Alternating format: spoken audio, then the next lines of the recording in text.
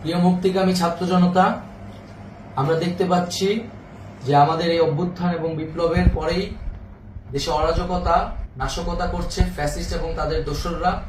আমরা দেখতে পাচ্ছি যে বিভিন্ন জায়গায় এখন গোলাগুলি চলছে, মন্দিরে হামলা হচ্ছে এবং নাশকতা ও লুটপাট করছে। আমরা মনে করি আমাদের যে ছাত্র নাগরিকদের অভ্যুত্থান তাকে নস্যাৎ করার জন্যই পরিকল্পিতভাবে এই ধরনের ঘটনা ঘটানো হচ্ছে। আমরা মুক্তিকামী ছাত্র জনতাকে সজাগ এবং সতর্ক থাকতে আহ্বান জানাচ্ছি এবং আমাদের যে অন্তর্বর্তীকালীন সরকার, আমরা সেই সরকারের যে প্রস্তাবনা 24 ঘন্টার সময় নিয়েছিলাম, জরুরি পরিস্থিতি মোতাবেক আমরা এখনই তার একটি রূপরেখা ঘোষণা করছি। আমরা সিদ্ধান্ত নিয়েছি যে সর্বজন গ্রহণযোগ্য আন্তর্জাতিক খ্যাতিসম্পন্ন নোবেল পুরস্কার বিজয়ী ডক্টর মোহাম্মদ ইউনূসকে প্রধান উপদেষ্টা করে অন্তর্বর্তীকালীন সরকার গঠন করা হবে এবং ডক্টর মোহাম্মদ ইউনূসের সাথেও আমাদের কথা হয়েছে।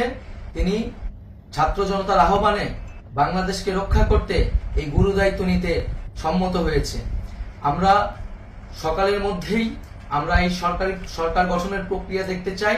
রাষ্ট্রপতির কাছে আহ্বান থাকবে যে দ্রুত সময়ের মধ্যে ডক্টর মোহাম্মদ ইউনূসকে প্রধান উপদেষ্টা করে অন্তর্বর্তীকালীন সরকার গঠন করা হোক এবং এই অন্তর্বর্তীকালীন সরকারের বাকি সদস্যদের নামও আমরা সকালের মধ্যে ঘোষণা করব।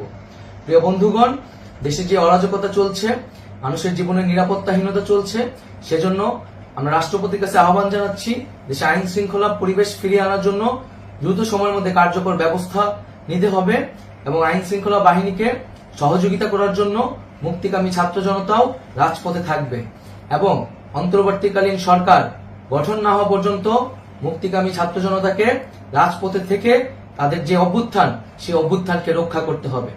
প্রিয় বন্ধুগণ, আমরা রক্ত দিয়েছি, শহীদ হয়েছি। আমাদের যে প্রতিশ্রুতি একটি নতুন বাংলাদেশ গঠন করার জন্য, সেটিকে আমাদের অবশ্যই বাস্তবায়ন করতে হবে এবং অবশ্যই ছাত্র জনতার প্রস্তাবিত সরকার বাদে কোনো ধরনের সরকার কিন্তু মেনে নেওয়া হবে না। আমরা বলেছি কোনো ধরনের সেনা শাসিত সরকার অথবা সেনা সমর্থিত সরকার অথবা এই ফ্যাসিস্টদের দোসরদের কোনো বিটিম সরকার কিন্তু আমরা মেনে নিব না। কোনো গণবিরোধী সরকারকে মেনে নেওয়া হবে না। ছাত্র জনতার অভ্যুত্থানকারী যে প্রস্তাবিত সরকার, অন্তর্বর্তীকালীন সরকার, যেটা আমরা সিদ্ধান্ত উপনীত হয়েছি ডক্টর মোহাম্মদ ইউনূসকে প্রধান উপদেষ্টা করে এই সরকার গঠন করা হবে, সেই সরকারকেই বাস্তবায়ন করতে হবে অবিলম্বে।